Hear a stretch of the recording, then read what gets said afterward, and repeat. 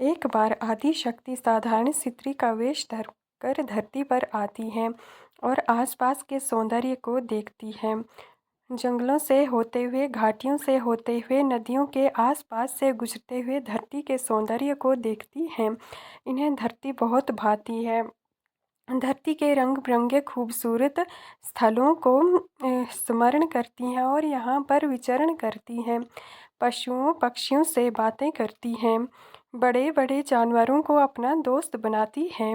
माता आगे बढ़ती हुई शेर को साथ लेकर चलती हैं। तभी उनकी दृष्टि एक साधारण औरत पर पड़ती है जिसका बच्चा बहुत बीमार है, जो बहुत जगहों पर भटकती है, बहुत सारे वैद्यों को दिखाती है, परंतु बच्चे की स्थिति में बिल्कुल सुधार नहीं आता है।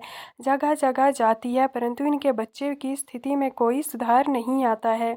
तभी माता उस औरत के मन में एक युक्ति देती है।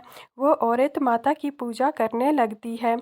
साथ में गांव की और स्त्रियों को भी इकट्ठा करती है और इनके साथ मिलकर मिलकर पूजा पाठ करती है, माता का स्मरण करती है। दिन रात भूखे प्यासे माता की पूजा करती है। साथ में और स्त्रियां भी जुड़ती हैं जो इनके साथ माता का पूजन करती है। रंग बिरंगे फूल और फल माता को अर्पित करती हैं। पूजा करते करते इन्हें बहुत सारे रंग बिरंगे स्वप्न आते हैं जिनमें वह रानी की तरह जीवन व्यतीत करती हैं और इनकी स्थिति में काफ़ी सुधार आ रहा होता है। यह देखती हैं कि सपने में वह रंग बिरंगे वस्त्र पहनती हैं।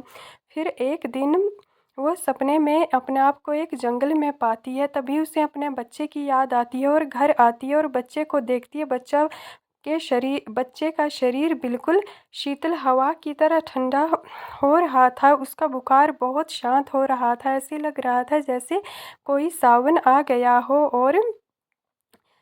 और वसंत महीने की तरह रंग बिरंगे फूल खिल रहे हो, ठंडी ठंडी छाँव हो और चारों तरफ की हरियाली ही हरियाली और गुलाबी गुलाबी फूल खिल रहे हो।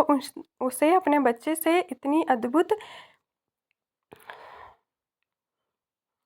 इससे वह बहुत प्रसन्न होती है और माता का धन्यवाद करती है और अपने बच्चे को गले लगाती है और बड़ी खुश होती है। अपने बच्चे के साथ पूरा गांव घूमती है और माता की जयकार बोलती है। ये सब देखकर माता बहुत प्रसन्न होती हैं। तब से इनका नाम शीतला माता पड़ता है।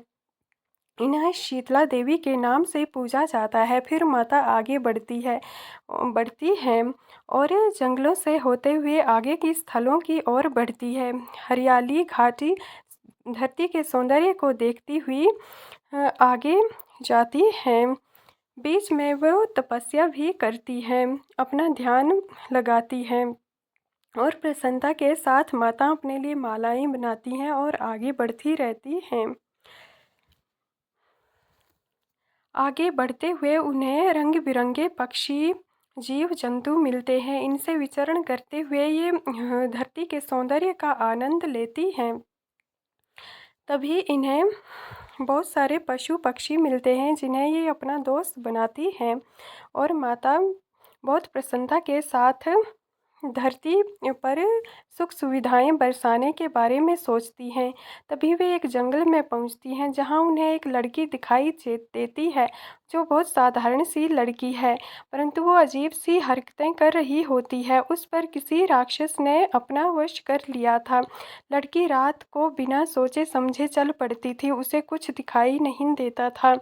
अंधेरी रात में वह किसी की बात ना मानकर घर से निकलकर दूर चली जाती थी और अजीब जैसे तंत्र मंत्र बोलती थी।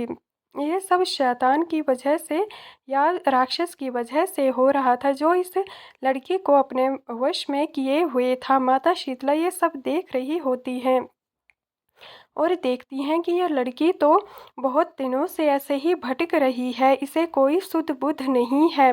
उपाय सोचने के बारे में माता सोचती हैं कि इसके बारे में क्या किया जाए। फिर कुछ दिनों तक माता इसके हाव भाव देखती हैं और फिर इन्हें एक युक्ति आती है। वे साधारण औरत के बनकर लोगों के बीच जाती हैं और लोगों से बातें करती हैं। गाँव में जितनी भी समस्याएं होती हैं धीरे धीरे उनको समाप्त करती हैं। इस लड़की से भी मिलती हैं और इस पर जो राक्षस हावी था उसे नष्ट कर देती हैं और इसके जीवन में सुख समृद्धि देती हैं। सारा गाँव बहुत खुशहाल होता है।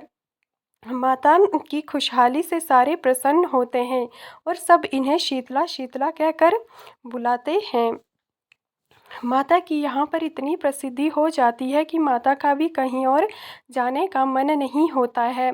फिर यहीं पर माता एक कन्या के रूप में प्रकट हो जाती हैं। तब से इन्हें शीतला कहा जाता है और यहाँ पर इनका एक मंदिर बनाया जाता है। जय